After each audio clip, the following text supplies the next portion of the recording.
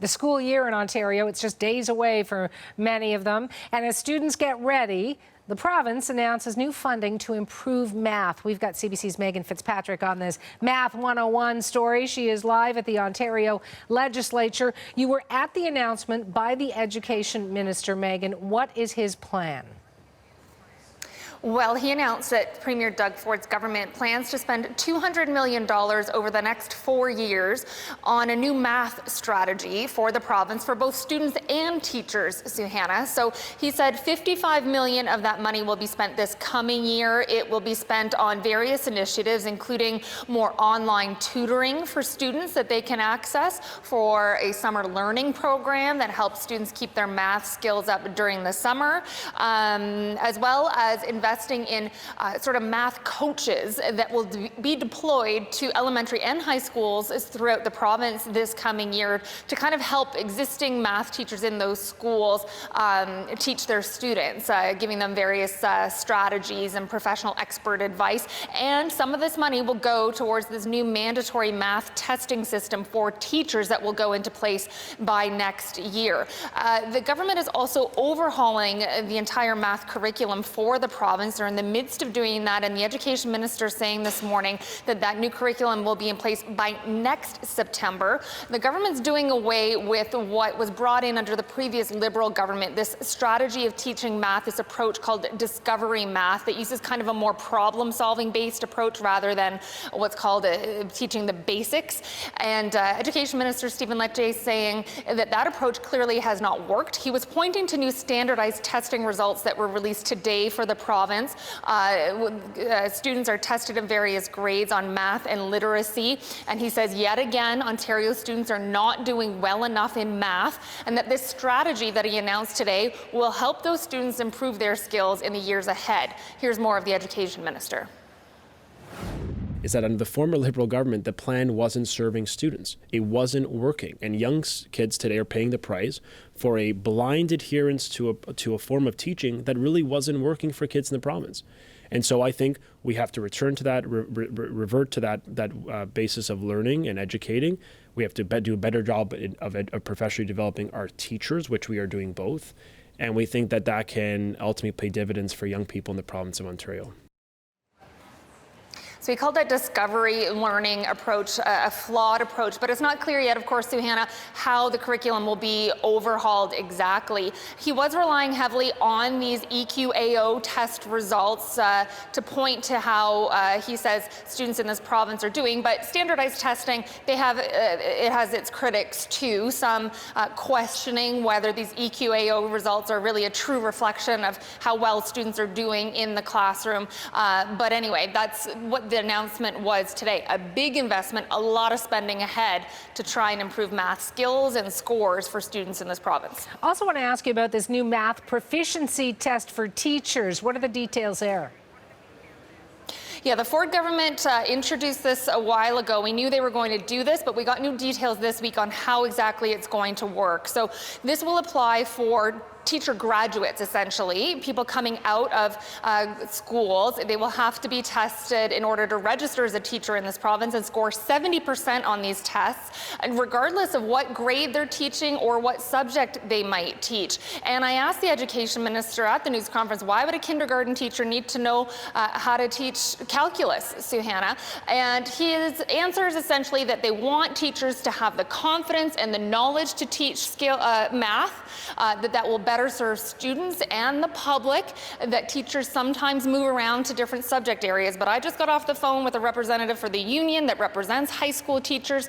He says that this new testing is absurd and ineffective, a waste of time and money, and this is not something that teachers asked for, contrary to what the Education Minister suggested. He said at the news conference that teachers want to better serve students and up their skills, but that's not what the union is saying. Suhana, they're not happy about this move. Thank you, Megan. CBC's Megan Fitzpatrick in Toronto.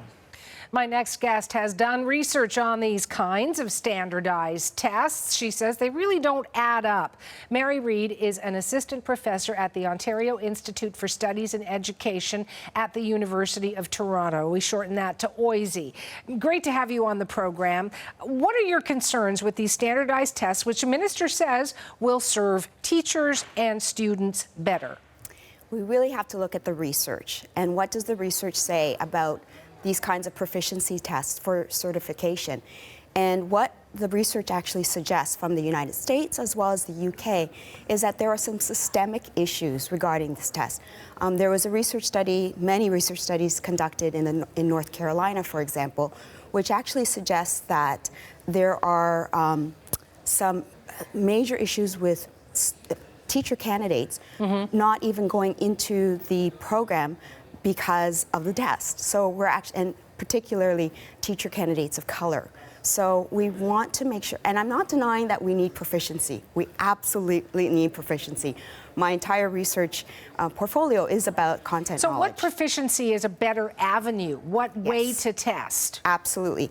So I would say that we need to have course engagement. So the NCTQ, which stands for the National Council for Teacher Quality, they just released an extensive study which shows that faculties of education have the power to really ensure that teachers have the proficiencies of all curriculum content. That is the way to go. So here at OISE, in the Master of Teaching program, we have a course dedicated to math proficiency. It's not about pedagogy, it's not about issues in numeracy, it's actually about learning the mathematic concepts. So why haven't they been doing that then? I hope we would do that. No, but I mean, if they have the ability to do those proficiency tests and make sure that teachers can be, covered in all areas, because you might get moved from doing gym one day, you might get moved to math class the next day, I don't know. Why haven't they already been doing that? Faculties of education, because we are accredited by the OCT, which is the Ontario College of Teachers. Right. And there's no requirement currently right now about proficiency in mathematics. So the requirements are very general. And there is a requirement for mathematics in the curriculum, but no such thing as having, a solid proficiency of grade 9, 10 level. I took music, I took drama, I also took math, chemistry, physics, bio, all that kind of stuff. But how would my music teacher have been better, or my phys ed teacher have been better passing this math proficiency test? So this is where I have some issues and concerns regarding the secondary panel. So in the memo that I received that my dean shared with me, it states that the test is going to cover concepts between grades 3 to 11. So how does, quadratic equations or understanding parabolas, how is that going to really impact a visual arts teacher, a drama teacher? I'm not sure if this is going to be about the basic proficiency. If that's the case, then maybe I can, be a little bit relieved, because I truly believe that many of our teacher candidates will be able to pass it.